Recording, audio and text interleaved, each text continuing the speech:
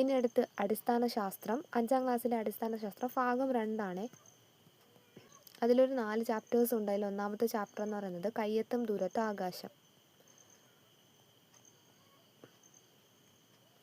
ആകാശത്ത് കാണുന്ന ഈ നക്ഷത്രക്കൂട്ടത്തിലെ ഓരോ നക്ഷത്രത്തെയും പരസ്പരം ബന്ധിപ്പിച്ചാൽ ഒരു പെൺകുട്ടിയുടെ രൂപം സങ്കല്പിക്കാം. ഇതൊരു രാജകുമാരിയാണെന്നും അവരെ ചങ്ങലയിൽ ബന്ധിച്ചിരിക്കുകയാണെന്നുമുള്ള കഥ ഗ്രീക്കുകാർക്കിടയിൽ പ്രചാരത്തിലുണ്ടായിരുന്നു. ആൻഡ്രോമിഡ എന്നായിരുന്നു ആ രാജകുമാരിയുടെ പേര്. ഇതേ പേരിലാണ് ഈ നക്ഷത്രക്കൂട്ടം ഇന്നും അറിയപ്പെടുന്നത്. ഇനി ആൻഡ്രോമിയയുടെ കഥ നോക്കാം. എത്യോപ്യയിലെ സെഫിസ് രാജാവിൻ്റെയും കാസിയോപ്പിയ രാജ്ഞിയുടെയും മകളായിരുന്നു ആൻഡ്രോമിഡ. അതിസുന്ദരിയായ ആൻഡ്രോമിഡ ദേവതകളേക്കാൾ സുന്ദരിയാണെന്ന് കാസിയോപ്പിയോ അഹങ്കരിച്ചിരുന്നു. കാസിയോപ്പിയയുടെ അഹങ്കാരം തീർക്കാൻ പോസിഡോൺ ദേവൻ എത്യോപ്യയെ ആക്രമിക്കാനായി സീറ്റസ് എന്ന രാക്ഷസനെ അയച്ചു. രാജ്യത്തെ രക്ഷിക്കാനായി സെഫ്യൂസ് രാജാവ് മകളായ ആൻഡ്രോമിഡയെ ബലി നൽകാൻ തയ്യാറായി. ഇതിനായി കടൽ തീരത്തെ പാറയിൽ ആൻഡ്രോമിഡയെ കെട്ടിയിട്ടു. പിന്നീട് പെർസ്യൂസ് എന്ന വീരൻ സീറ്റസിനെ വധിക്കുകയും ആൻഡ്രോമിഡയെ രക്ഷിച്ച് വിവാഹം കഴിക്കുകയും ചെയ്തു. ആൻഡ്രോമിഡയുടെ കഥയോട് സമാനമായ കഥകൾ ഇന്ത്യ, ചൈന, അറബ് സംസ്കാരങ്ങളിലുമുണ്ട്. എന്നാൽ കഥകൾക്കപ്പുറം യാഥാർത്ഥ്യമെന്തെന്ന് അന്വേഷിച്ച ആളുകളും ഉണ്ടായിരുന്നു. അവരാണ് ജ്യോതിശാസ്ത്രജ്ഞർ. ഗലീലിയോയും കോപ്പർനിക്കസും ന്യൂട്ടനുമൊക്കെ ഇവരിൽ ചിലരാണ്. ഇന്ത്യയിൽ ആര്യഭടൻ, ഭാസ്കരാചാര്യൻ തുടങ്ങിയ ജ്യോതിശാസ്ത്രജ്ഞർ ഉണ്ടായിരുന്നു.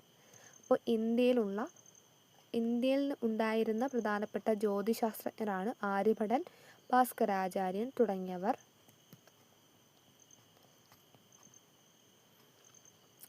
മരങ്ങൾ വളർന്നു നിൽക്കുന്നതും പക്ഷികളും വിമാനങ്ങളും പറക്കുന്നതും മേഘങ്ങൾ ഒഴുകി നീങ്ങുന്നതുമെല്ലാം ഭൂമിയുടെ അന്തരീക്ഷത്തിലാണ്. ചന്ദ്രനും സൂര്യനും നക്ഷത്രവും ഒക്കെയുള്ളത് ബഹിരാകാശത്താണ്.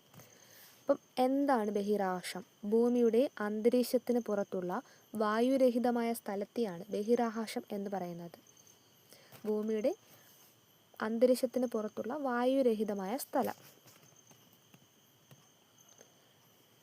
ആൽഫ സെന്ററി എ 16 ലക്ഷം ഭൂമിയെ ഉൾക്കൊള്ളാവുന്ന വലിപ്പം. ഭൂമിയിൽ നിന്ന് 40 ലക്ഷം കോടി കിലോമീറ്റർ അകലെയാണ് ഇത് സ്ഥിതി ചെയ്യുന്നത്. സൂര്യൻ 13 ലക്ഷം ഭൂമിയെ ഉൾക്കൊള്ളാവുന്ന വലിപ്പം. ഭൂമിയിൽ നിന്ന് 15 കോടി കിലോമീറ്റർ അകലെ. ഭൂമി 50 ചന്ദ്രനെ ഉൾക്കൊള്ളാവുന്ന വലിപ്പം. ചന്ദ്രൻ ഭൂമിയിൽ നിന്ന് 3.84 ലക്ഷം കിലോമീറ്റർ അകലെ സ്ഥിതി ചെയ്യുന്നു. ഇനി വേട്ടക്കാരൻ. ഡിസംബർ മാസത്തിൽ സന്ധ്യാസമയത്ത് കിഴക്കൻ ചക്രവാളത്തിൽ കാണാവുന്ന നക്ഷത്രഗണമാണ് വേട്ടക്കാരൻ.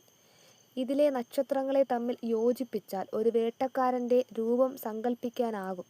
ഗ്രീക്കുകാർ അവരുടെ ഐതിഹ്യത്തിലെ വേട്ടക്കാരനായ ഓറിയോണിൻ്റെ പേരാണ് ഈ നക്ഷത്രഗണത്തിന് നൽകിയിരിക്കുന്നത്.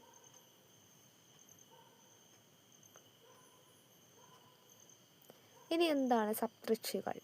ദൂരദർശിനിയുടെ സഹായമില്ലാതെ ഏപ്രിൽ മാസത്തിൽ വടക്കൻ ചക്രവാളത്തിൽ വ്യക്തമായി നിരീക്ഷിക്കാൻ കഴിയുന്ന നക്ഷത്രഗണമാണിത്. 7 നക്ഷത്രങ്ങളെ വ്യക്തമായി കാണാവുന്നതിനാലാണ് ഈ കൂട്ടത്തിന് ഇന്ത്യയിൽ സപ്തർഷികൾ എന്ന് പേര് വന്നത്. വലിയ തവിയുടെ രൂപം സങ്കല്പിച്ച് യൂറോപ്യൻ രാജ്യങ്ങളിൽ ബിഗ് ഡിപ്പർ എന്നും ഇതിന് പേര് നൽകിയിട്ടുണ്ട്. അപ്പോൾ ബിഗ് ഡിപ്പർ എന്നറിയപ്പെടുന്നത് ഈ സപ്തർഷികളാണ്. അർഷ മേജർ എന്ന നക്ഷത്രഗണത്തിൻ്റെ ഭാഗമായാണ് ഇത് കാണപ്പെടുന്നത്. ആകാശ നിരീക്ഷണത്തിന് സഹായിക്കുന്ന സോഫ്റ്റ്വെയറുകളാണ് കെ സ്റ്റാർ, സ്റ്റെല്ലേറിയം എന്നിവ.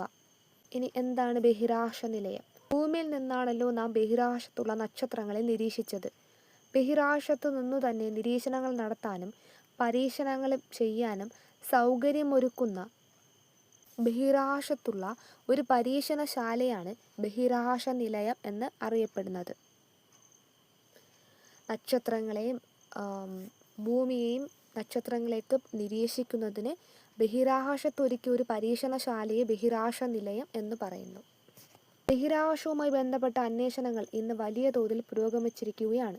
ഈ അന്വേഷണങ്ങൾക്കും പരീക്ഷണങ്ങൾക്കുമെല്ലാം തുടക്കമിട്ടത് ആകാശ നിരീക്ഷണമാണ്. ഭൂമിയുടെ ഏറ്റവും അടുത്തുള്ള ആകാശഗോളമാണ് ചന്ദ്രൻ. ഭൂമി എന്ന ഗ്രഹത്തെ ചന്ദ്രൻ ചുറ്റുന്നു. ഗ്രഹങ്ങളെ ചുറ്റുന്നവയാണ് ഉപഗ്രഹങ്ങൾ. ചന്ദ്രൻ ഭൂമിയുടെ ഉപഗ്രഹമാണ്. സൂര്യപ്രകാശം ചന്ദ്രനിൽ തട്ടി പ്രതിഫലിക്കുന്നതാണ് ചന്ദ്രൻ്റെ പ്രകാശമായി നാം കാണുന്നത്. ചന്ദ്രന് ഗോളാകൃതിയാണ്. ഓക്കെ, അപ്പോൾ ഭൂമി എന്ന ഗ്രഹത്തെ ചന്ദ്രൻ ചുറ്റുന്നുണ്ട്. ഗ്രഹങ്ങളെ ചുറ്റുന്നവയാണ് ഉപഗ്രഹങ്ങൾ എന്നറിയപ്പെടുന്നത്. ചന്ദ്രൻ ഭൂമിയുടെ ഉപഗ്രഹമാണ്. സൂര്യപ്രകാശം ചന്ദ്രനിൽ തട്ടി പ്രതിഫലിക്കുന്ന പ്രകാശമാണ് ചന്ദ്രനുള്ളത്, അല്ലാതെ ചന്ദ്രൻ സ്വയം പ്രകാശിക്കുന്നില്ല. ഭൂമിയോട് ഏറ്റവും അടുത്ത് സ്ഥിതി ചെയ്യുന്ന നക്ഷത്രമാണ് സൂര്യൻ. സൂര്യനെ പോലെ കോടിക്കണക്കിന് നക്ഷത്രങ്ങൾ പ്രപഞ്ചത്തിലുണ്ട്. പല നക്ഷത്രങ്ങൾക്കും അവയെ ചുറ്റുന്ന ഗ്രഹങ്ങളും ഉപഗ്രഹങ്ങളുമുണ്ട്. അപ്പോൾ ഭൂമിയുടെ ഏറ്റവും അടുത്ത് സ്ഥിതി ചെയ്യുന്ന ഒരു നക്ഷത്രമാണ് സൂര്യൻ. നക്ഷത്രങ്ങളെയും മറ്റ് ആകാശഗോളങ്ങളെയും എങ്ങനെ വേർതിരിച്ചറിയാം? സ്വയം പ്രകാശിക്കുന്ന ആകാശഗോളങ്ങളാണ് നക്ഷത്രങ്ങൾ. എന്നാൽ ഗ്രഹങ്ങളും ഉപഗ്രഹങ്ങളും സ്വയം പ്രകാശിക്കുന്നില്ല. അവയിൽ പതിക്കുന്ന പ്രകാശം പ്രതിഫലിക്കുന്നത് കൊണ്ടാണ് അവ പ്രകാശിക്കുന്നതായി നമുക്ക് തോന്നുന്നത്. ആകാശം നിരീക്ഷിക്കുമ്പോൾ നക്ഷത്രങ്ങൾ മിന്നുന്നതായും ഗ്രഹങ്ങൾ മിന്നാതെ പ്രകാശിക്കുന്നതായും തോന്നും.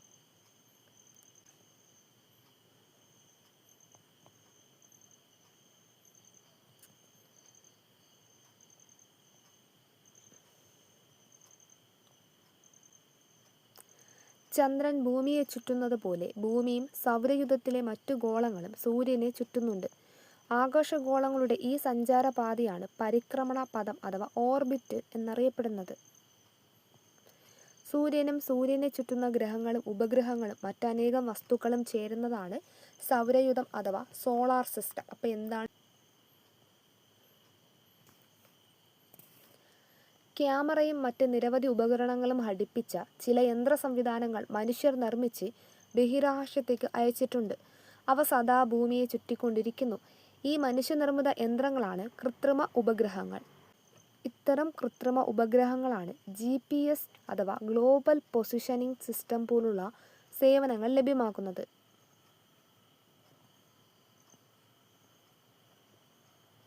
ഇനി ഇന്ത്യയുടെ കൃത്രിമ ഉപഗ്രഹങ്ങളാണ്. വിവിധ ആവശ്യങ്ങൾക്കായി നമ്മുടെ രാജ്യം വിക്ഷേപിച്ച പ്രധാനപ്പെട്ട കൃത്രിമ ഉപഗ്രഹങ്ങളും അവയുടെ ഉപയോഗങ്ങളുമാണ് പട്ടികയിൽ. ഇനി ഏതാണ് ആ കൃത്രിമ ഉപഗ്രഹമെന്ന് നോക്കാം. ഒന്നാമത്തത് ഇൻസാറ്റ് ആണ്. ഇൻസാറ്റിൻ്റെ പ്രധാന ഉപയോഗം വാർത്താവിനിമയം. ദെൻ അടുത്തത് എഡ്യൂസാറ്റ് ആണ്, അത് വിദ്യാഭ്യാസത്തിന് വേണ്ടിയാണ്. IRNSS അത് ഗതി നിർണയത്തിനാണ്. ദെൻ കാർട്ടോസാറ്റ് എന്ന് പറയുന്നത് ഭൗമ നിരീക്ഷണമാണ്. ആസ്ട്രോസാറ്റ് എന്ന് പറയുന്നത് ജ്യോതിശാസ്ത്ര പഠനത്തിനാണ്. GSAT-7 ആൻഡ് എമിസാറ്റ് എന്ന് പറയുന്നത് പ്രതിരോധത്തിനാണ്. ഇനി എന്താണ് Indian regional navigation satellite system? നാം വികസിപ്പിച്ച ഒരു സ്വതന്ത്ര പ്രാദേശിക ഗതി നിർണയ ഉപഗ്രഹ സംവിധാനമാണിത്. GPS-ന് സമാനമായ ഇന്ത്യൻ സംവിധാനമാണിത്. ഇനി ഇവിടെ ഒരു പത്ര കട്ടിങ്സ് കൊടുത്തിട്ടുണ്ട്. ചിലപ്പോൾ അതിലുള്ള പോയിൻറ്റ്സും കയറി ചോദിക്കും. കാരണം കഴിഞ്ഞ SCRT-യിൽ മറ്റേ എംബോള പരത്തുന്ന വൈറസ്, അതൊരു ചെറിയൊരു പത്ര കട്ടിങ്സ് മാത്രമേ ആ ഒരു ടെസ്റ്റിലുള്ളൂ. അതിൽ നിന്ന് എടുത്ത് ചോദിച്ചു വൈറസ്. അപ്പോൾ ഇതും കൂടെ ചിലപ്പോൾ ചോദിച്ചാലോ. ഉപഗ്രഹ വിക്ഷേപണം മെയ് 29 ബംഗളൂരു. തദ്ദേശീയമായി വികസിപ്പിച്ച ഗതിനിർണയ ഉപഗ്രഹത്തിൻ്റെ വിക്ഷേപണം മെയ് 29 നടക്കും. ഏത് വർഷമെന്നൊന്നും പറഞ്ഞിട്ടില്ല. GSLV F-12 റോക്കറ്റ് ഉപയോഗിച്ചാണ് ഉപഗ്രഹത്തെ ഭ്രമണപഥത്തിലെത്തിക്കുന്നത്. 18 മിനിറ്റ് കൊണ്ട് റോക്കറ്റ് ഉപഗ്രഹത്തെ അതിൻ്റെ ഭ്രമണപഥത്തിലെത്തിക്കും.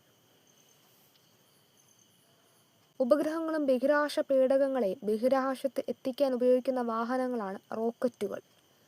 നമ്മുടെ രാജ്യത്തിൻ്റെ ബഹിരാകാശ പദ്ധതികൾ ആസൂത്രണം ചെയ്ത് നടപ്പിലാക്കുന്ന ബഹിരാകാശ സ്ഥാപനമാണ് ഇന്ത്യൻ ബഹിരാകാശ ഗവേഷണ സംഘടന അഥവാ ഇന്ത്യൻ സ്പേസ് റിസർച്ച് ഓർഗനൈസേഷൻ അല്ലെങ്കിൽ ISRO.